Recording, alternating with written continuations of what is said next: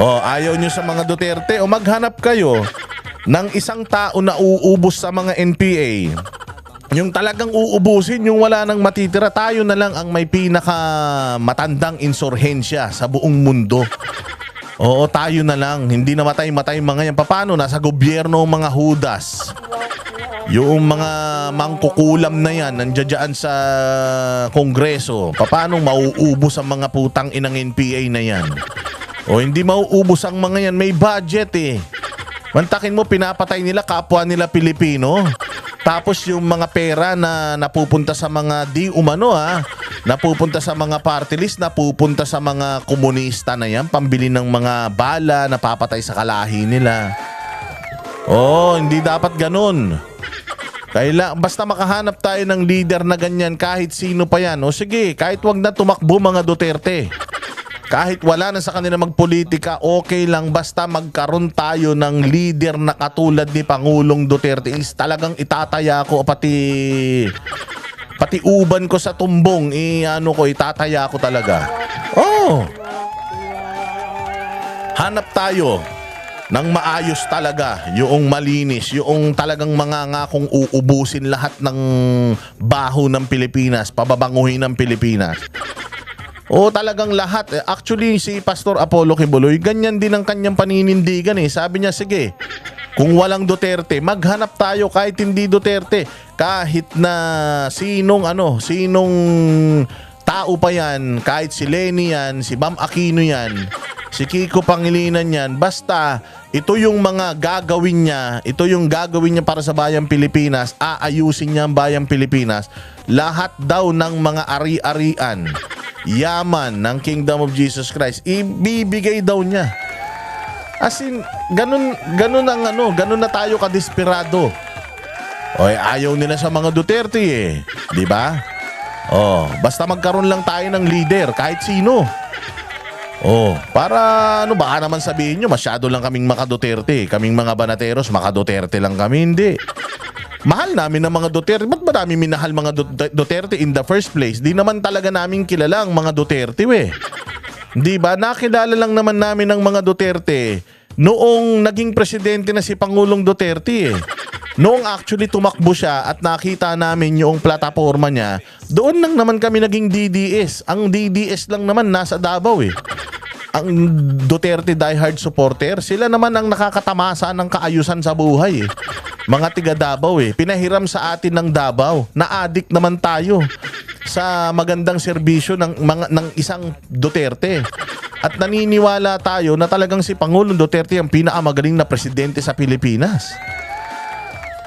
At gusto natin ng panibago na leader na katulad ni Pangulong Duterte. Kaya nga gusto natin maging presidente si Inday kasi syempre kung anong puno siya ang bunga.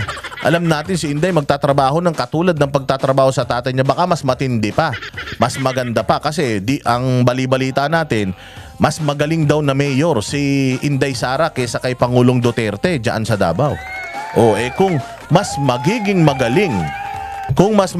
magaling si Inday Sara na presidente ng Pilipinas, mas magaling pa sa tatay niya, aba okay ako dyan.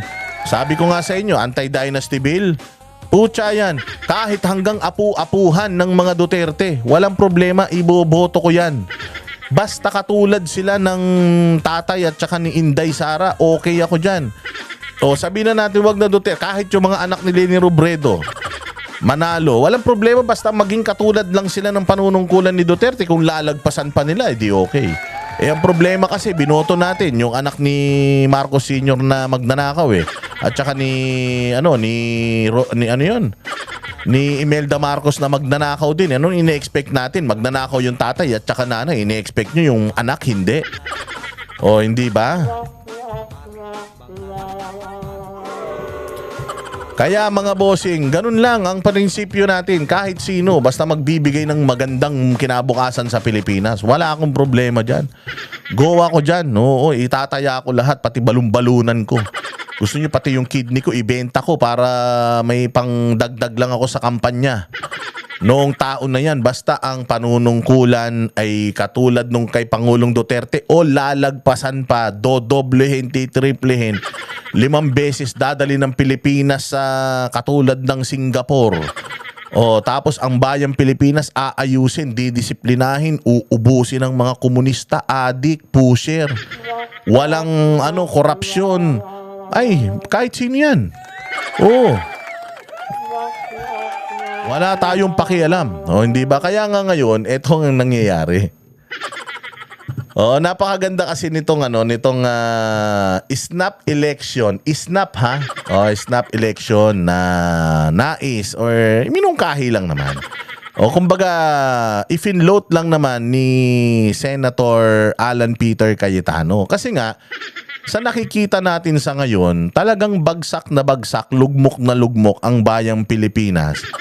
Kasi mga magnanakaw na nga itong mga nasa gobyerno, pinagtatakpan pa ng mga kapwa nila nasa gobyerno.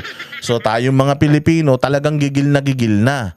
At saka hindi na talaga tayo makapag-intay ng susunod na eleksyon para makapaghalal na tayo ng mga taga-national government na mga uupo dyan na mga matitino. Kasi nakita na natin sino yung mga hudas Nakita na natin sino yung mga kriminal. O kaya nga, nagmamadali tayong mag-2028 para mapalitan ng mga yan. Bakit nagmamadali tao? Paano ba naman? Puro gulo, pagnanakaw, smuggling, NPA. Lahat na lang puros weaponize ng mga ahensya ng gobyerno. Weaponize ng PNP, weaponize ang Armed Forces, weaponize ang Department of Justice.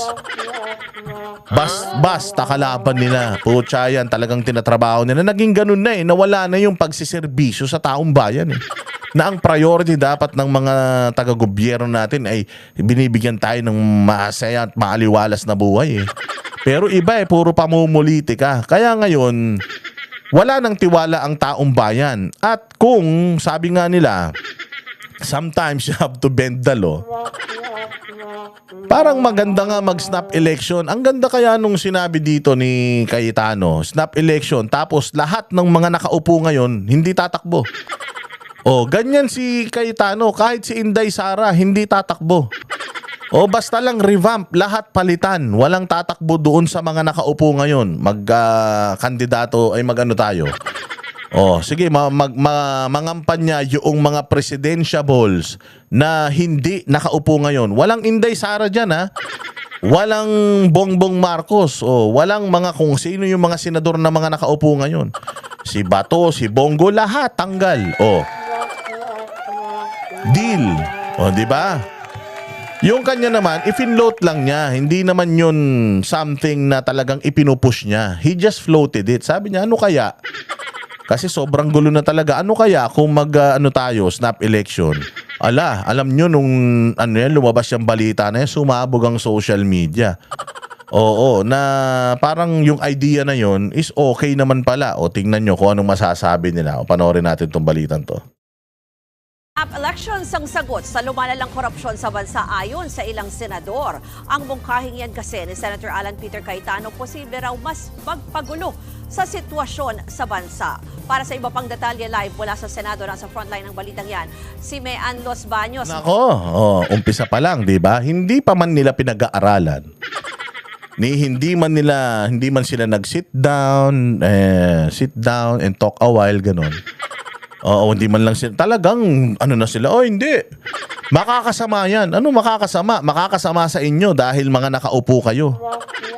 Ayaw nyong bitawan yung kapangyarihan, mga putang ina ninyo. Kaya makakasama, ganon. Syempre nga naman, bilyon-bilyon yung mga pinaggagastos nyo para bayaran nyo yung mga boto, bilhin nyo yung mga boto ng mga Pilipino, pagbayad ng mga propagandista. Ang laki ng ginastos nyo, tapos biglang magsisipag-resign lahat bago yung uupo. Kita mo, umaray sila kagad. Kasi kung ikaw talagang gusto mo maayos ang Pilipinas, and if option ito, why not study it? Nang masama, pag-aralan natin kung talagang magiging pangit ang epekto, di pangit. Di wag ituloy. Pero yung umpisa pa lang, hindi pa napag-uusapan, hindi pa napagmimitingan, hindi man tiningnan kung pwede o hindi. Ba, deny kagad? Hindi pwede yan. Hindi pwede. Bakit? Kasi nga mga patay gutom kayo. Lahat sa kapangyarihan. Sino-sino ang mga patay gutom sa kapangyarihan? Mean, ano ba ang reaksyon ng mga senador dyan dito sa panukalang ito ni Senator Cayetano? Yes, Ruth, nanindigan sa Senate President Tito Soto na Ayun, si Tito Soto ang una. Oh. Si Tito Soto ang una. Ay, syempre nga naman, matanda na siya. Oh, paritiro na siya. O syempre nga naman, pinaghirapan niya. Binenta niyang kaluluwa niya kay Bongbong Marcos tsaka kay Romualdez Tapos ganun-ganun na lang yun. Tapos biglang snap election. Ano ba naman bilang isang Senate President, di ba?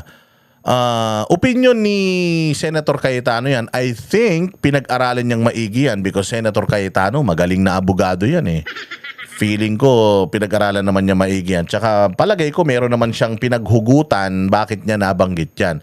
Tanungin ko siya kung ano yung pinaghugutan at tsaka kung ano yung pros and cons. Tingnan natin. Malay mo, kung yan nga ang makakaayos sa bayang Pilipinas, why not? Then pag-aralan natin if yan ang makakaayos sa Pilipinas. Kung hindi yan ang makakaayos sa Pilipinas, hindi natin satangkilikin yan. Pero ako bilang isang taga-gobyerno, hinalal ng taong bayan, pwede natin pag-aralan. Everyone is entitled to their own opinion. Let's listen kung ano yung basis niya, bakit niya gagawin. Hindi ba dapat ganun? Hindi kagad, hindi. Uy, bawal yan. Masisira ang Pilipinas. Putang ina, sinira nyo na nga Pilipinas, masisira pa. Mga hudas talaga kayo. Ang bilis nyo talaga, basta kapangyarihan ng pinag-uusapan. Ang bilis nyo talaga walang legal o constitutional basis para magsagawa ng snap elections. Walang legal at constitutional basis. Sinabi ni Sinabi ni Ben Tulfo tuloy, ni Erwin Tulfo. Lagi magagalit na naman si Ben yan. Busit na nga si Ben sa mga kapatid niya. Si Erwin Tulfo, sabi niya, sometimes you have to bend the law in order to please the people.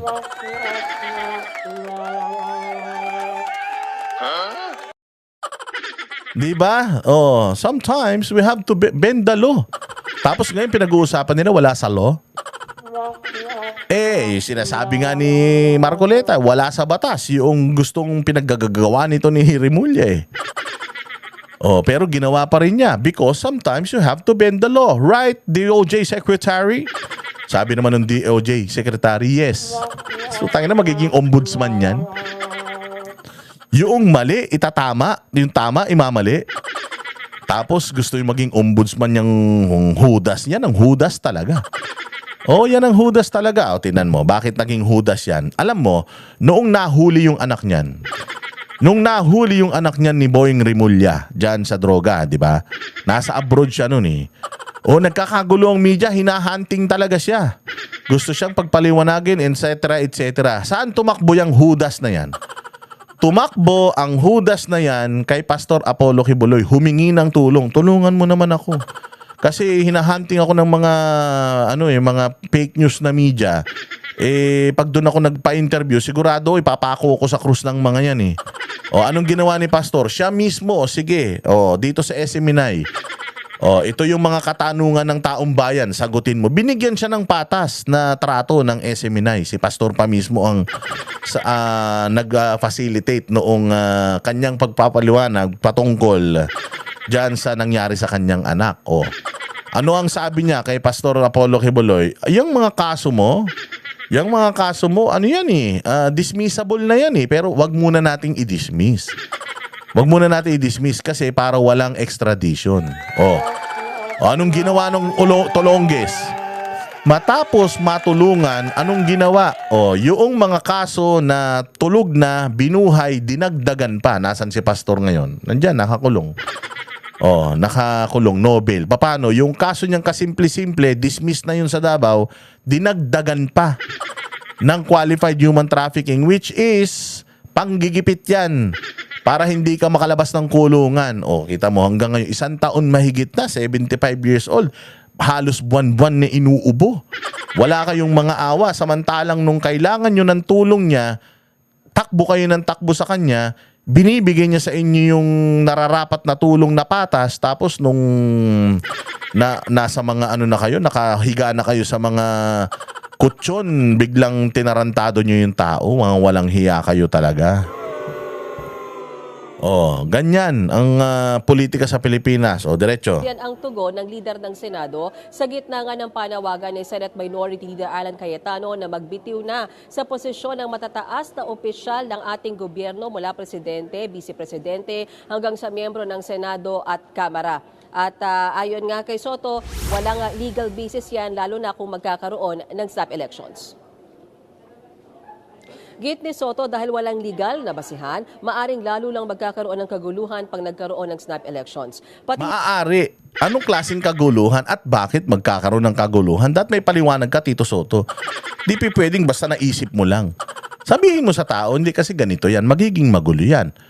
Siyempre magre-resign lahat. Pag nag-resign lahat, sinong magiging presidente? Sino magpapatakbo ng bayang Pilipinas?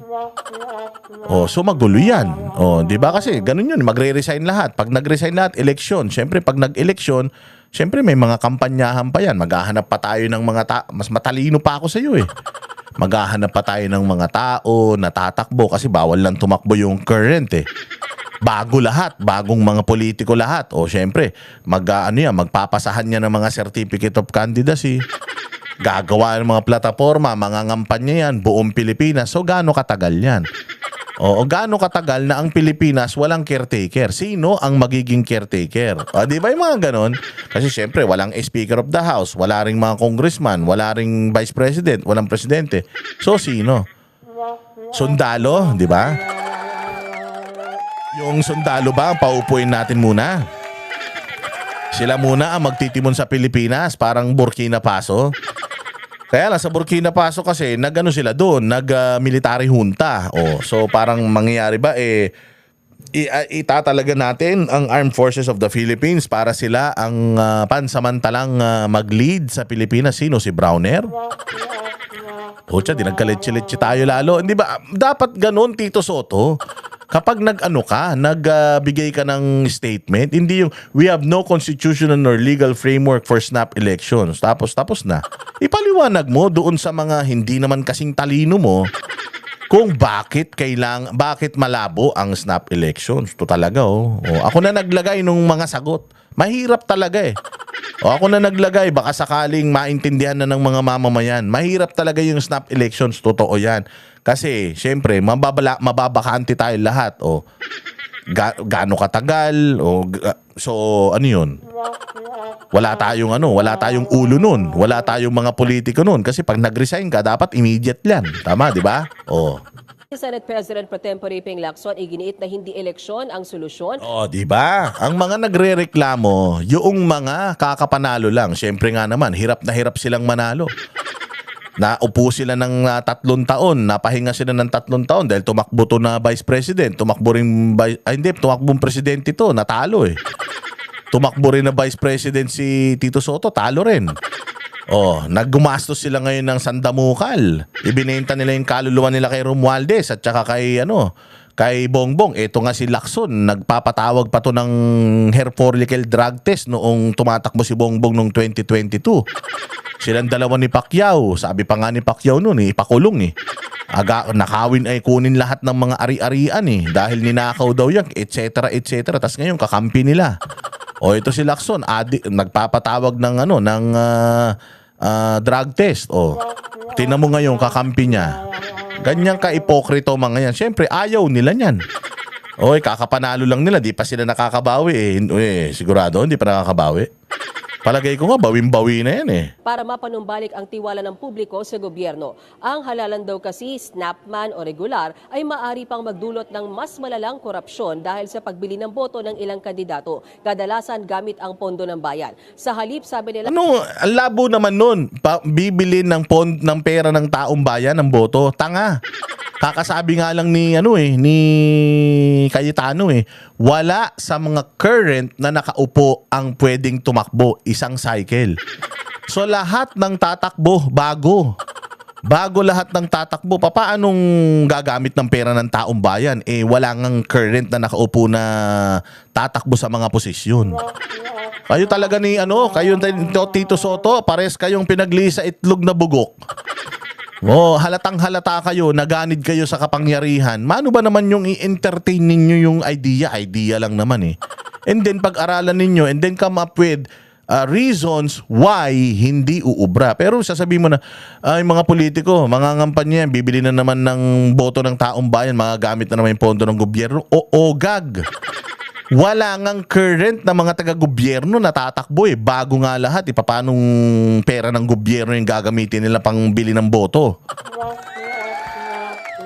Inutil.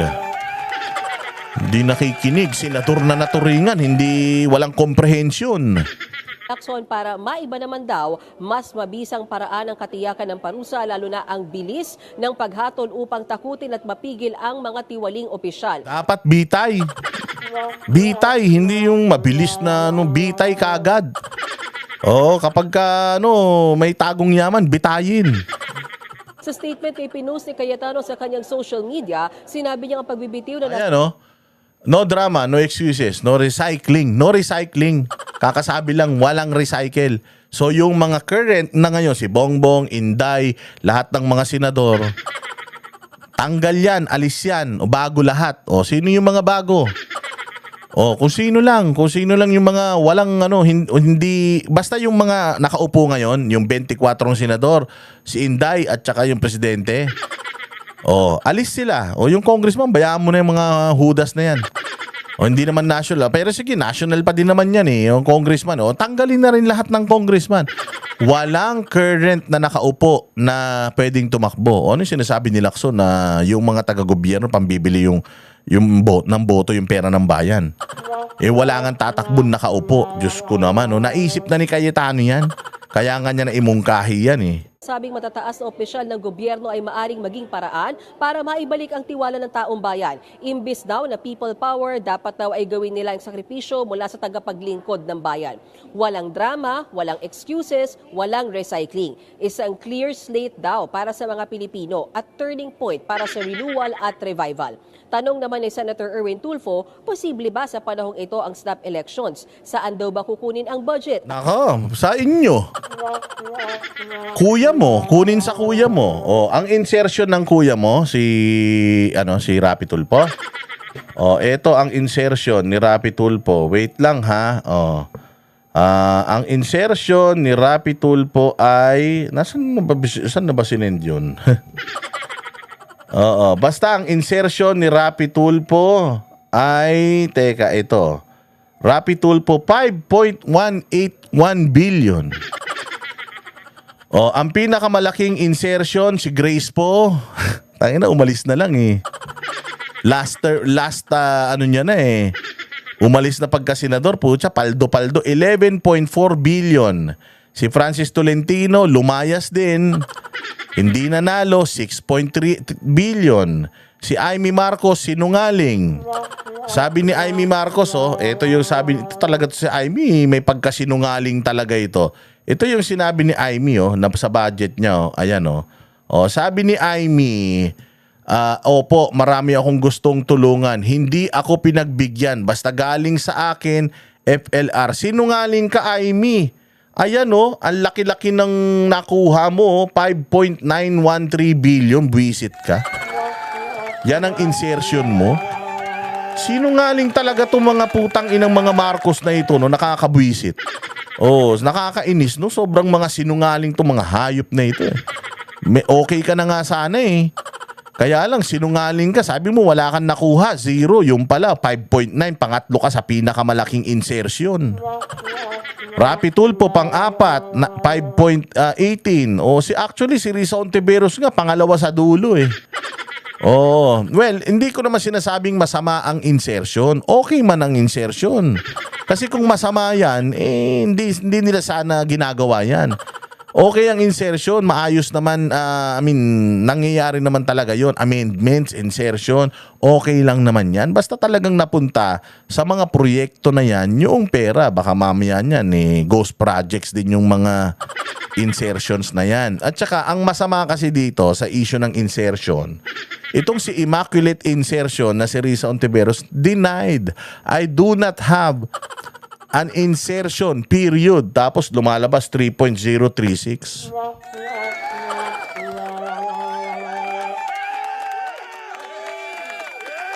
Di ba? Kayo talaga, Oh, so meron sa insertion ni Rapi Tulfo, kunin mo 5.1 billion ang insertion niya.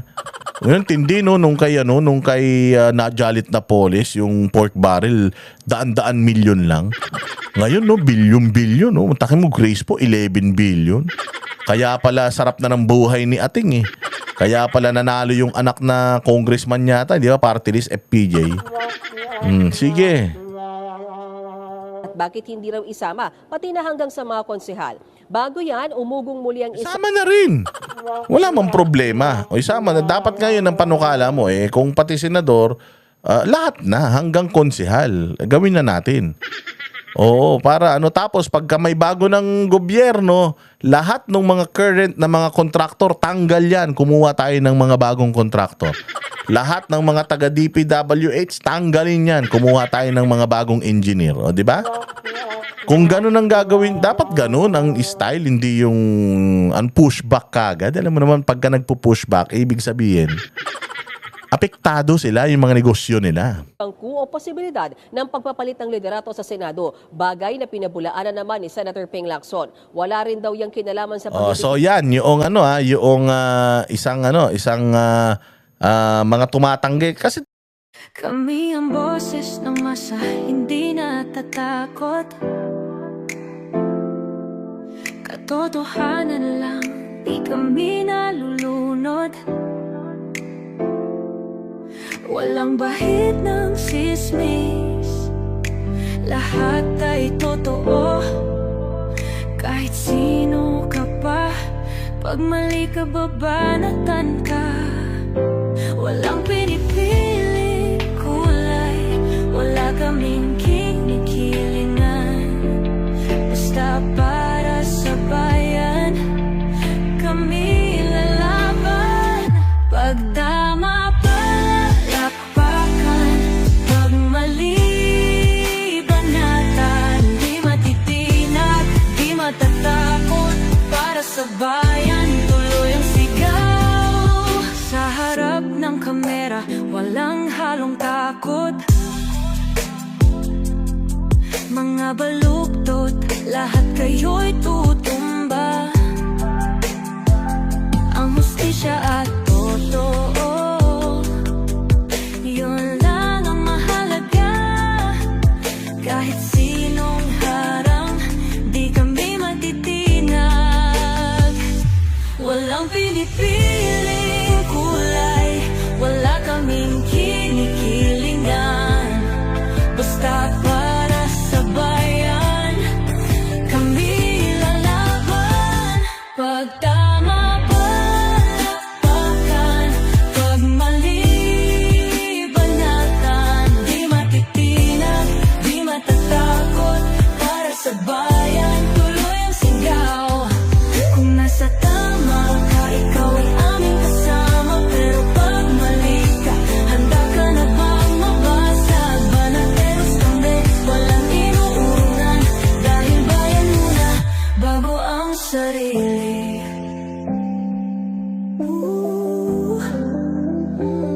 Bago ang sarili.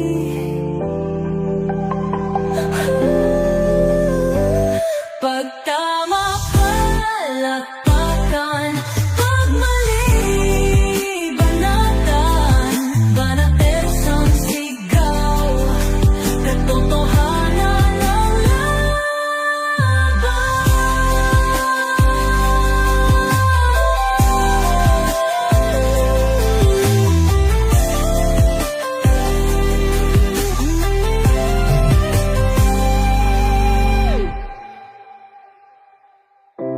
Sa